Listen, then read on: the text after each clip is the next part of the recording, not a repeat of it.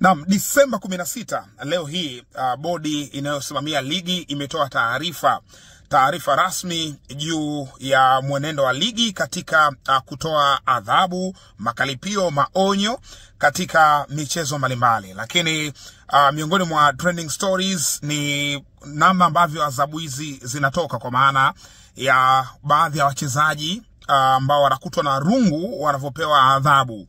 Na kimsingi tunafahamu kwamba adhabu hizi zimetolewa katika michezo miwili, kwa maana ya mchezo wa TRA United dhidi ya Singida Black Stars na mchezo wa Simba dhidi ya Azam FC.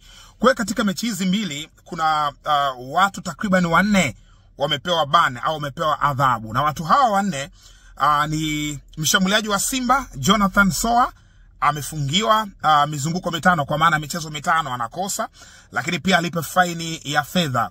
Kama haitoshi, klabu ya Simba hapo Alassane Kante, kiungo wao huyu, na mwenyewe pia amefungiwa mizunguko 5 au michezo 5, ataikosa. Lakini pia kwa upande wa Singida Black Stars, Khalid Aucho amefungiwa pia michezo 5, na Abdallah mwenye mkuu kutoka Singida, huyu ni mwamuzi wa kati ambaye alichezesha mchezo wa dabi ya Mzizima kati ya Simba na Azam, na mwenyewe pia amefungiwa kwa michezo 5, naye anatolewa kwenye mzunguko, kwa maana ya kile kinachodaiwa kwamba kushindwa kumudu mchezo, kushindwa kumudu matukio mengi ambayo yametokea katika mchezo huo. Sasa adhabu hizi ni mwendelezo tu, ni adhabu ambazo tayari kuna baadhi ya wachezaji limeshawakuta ili rungu. Miongoni mwa waathirika ni mchezaji wa Young Africans mlinzi wa kati Ibrahim Hamad Ibrabaka, mwenyewe pia alifungiwa michezo 5 na bado na anaendelea kuwa kwenye kifungo hicho, na hiyo ni mara baada ya kumchezea rafu mbaya beki wakati wa Mbeya City, kwa maana ya Ibrahim Abdullah Ibrahim Ame. Sasa kimsingi mpaka wakati huu tunapozungumza kumekuwa kuna mijadala, watu wamekuwa wakitoa mawazo yao juu ya adhabu hizi. Zinaonekana kuwa ngumu, zinaonekana kuwa harsh na mazingira namna hiyo, lakini kimsingi tunasema sheria ni msumeno, huo unakata huku na huku, huo unakata pande zote. Maana yake kama adhabu hizi zimewekwa kwa ajili ya ligi ya msimu huu, basi iwezekani zikatolewa sasa hivi, kwa sababu tayari kuna watu wameshaathirika. Inabidi ziwe implemented, zifanye kazi yake.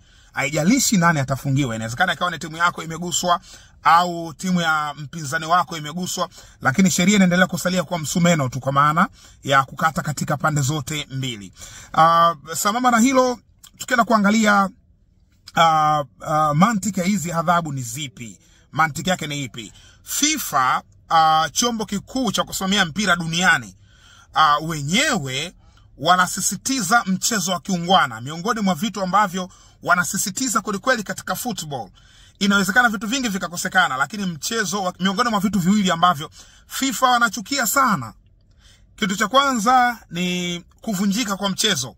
Yani mchezo haukuchezwa au umevunjika, yani umeenda kuna dakika hazikumalizika, mchezo umevunjika, ni kitu ambacho FIFA wako hash, wanakasirishwa mno, wanaweka adhabu kali. Lakini miongoni mwa adhabu ambazo wanaziweka ni pamoja na kushushwa madaraja.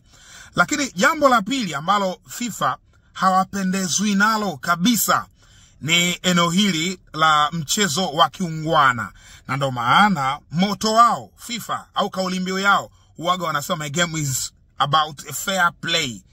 Yes. Lakini pia hapa Tanzania kupitia shirikisho la soka Tanzania, moto wao ni be positive, play fair. Manake mchezo wa kiungwana inatakiwa uwepo uwanjani, ndio kikubwa. Kwa hiyo wachezaji kwa wachezaji kuoneshana tabia za namna hiyo, kwa maana ya kupigana, kupiga ngumi mwenzio, kumrukia mateke mwenzio na mazingira namna hiyo, ni vitu ambavyo vinachukiwa sana na FIFA. Lakini pia hata TFF mpaka wanakuja na bodi ya ligi wanakuja na huu mpango, maana yake wameona kwamba mchezo wa kiungwana unahitajika kwa daraja la juu kabisa. Yani mchezo wa kiungwana lazima upatikane uwanjani. Kwa hiyo hiki ambacho sheria ambazo zimewekwa ni sheria ngumu ambazo kwa namna moja au nyingine ni kanuni ngumu ambazo zinakwenda kuathiri moja kwa moja wachezaji. Sasa kwa Simba athari yake, hawa wachezaji wote ambao wanakosa michezo mitano mbele ni wachezaji muhimu sana. Alassane Kante ni mchezaji ambaye regularly kuanza, Jonathan Soa katika ile safu ya mastreka pale juu, manake most probably ndo striker ambaye maybe anafikiriwa zaidi kuanza katika position ya namba 9. Lakini wote hawa wanakwenda kukosekana. Na Simba anakwenda kutambulishwa kocha mwingine, kocha mpya ambaye atakuwa na kazi kubwa ya kuitengeneza squad yake. Kwa hiyo angetamani kuwa na wachezaji wake wote ili aitengeneze timu yake nzuri, lakini kuna wachezaji anawakosa kwenye michezo mitano inayokuja hapo mbele. Kama haitoshi, ukiangalia ratiba sasa hivi ilivyo, Simba kuna mechi hapo wanakwenda kuzicheza, lakini kuna mechi za viporo hapo ndani yake. Simba anatakiwa kucheza na Coastal Union, anatakiwa kucheza na Tanzania Prisons, anatakiwa kucheza na TRA United, lakini pia Young Africans wako hapo ndani. Maana yake hizi mechi, kuna mechi za kuchezwa moja kwa moja, kuna mechi za viporo ambazo inabidi zipangiwe tarehe. Na dabi inakaribia mwezi wa 3 tu hapo, kuna dabi ya Kariakoo. So kuna hatari ya hawa wachezaji muhimu wote kutoka Simba wakenda kukosa mchezo wa dabi ya Kariakoo, tofauti na upande wa Young Africans. Wao Ibrahim Baka maybe atakuwa amesharudi kwa maana ya kumaliza adhabu yake. Kama itatokea hapo katikati kuna changamoto zimetokea, wachezaji wengine wamefungiwa, basi itakuwa wamefungiwa. Lakini kimsingi kwa wakati huu Simba wanakuwa na mtihani mkubwa sana, kwa maana ya kupoteza wachezaji wao muhimu katika ligi kuu au katika mashindano ya ndani, kwa sababu ikumbukwe hii haina athari katika michuano ya kimataifa.